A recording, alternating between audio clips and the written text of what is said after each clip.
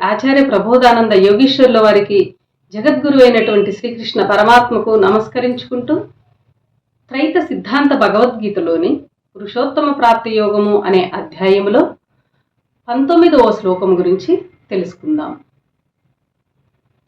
యో మామేవమసమ్మూఢో జానాతి పురుషోత్తమం స సర్వవిద్భజతి మాం సర్వభావేన భారత.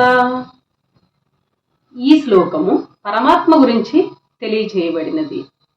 భావము: ఎవడు అజ్ఞానరహితుడై జ్ఞాన సహితుడై పురుషోత్తమునిగా నన్ను ఎరింగిన వాడై ఉన్నాడో వాడు సర్వము తెలిసిన వాడై అన్ని భావములతో నన్ను ఆరాధించిన వాడవుచున్నాడు.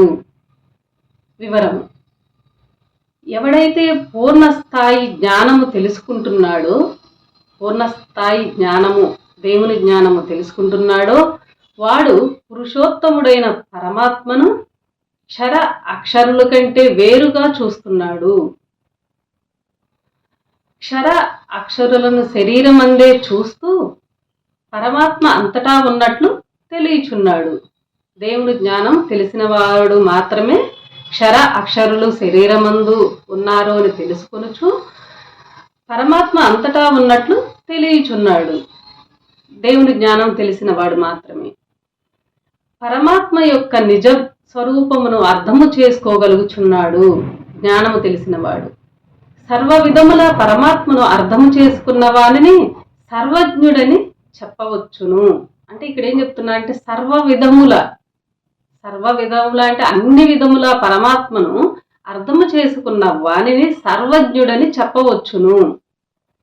వాడు పరమాత్మను సర్వ విధముల ఆరాధించిన వాడవుతున్నాడు.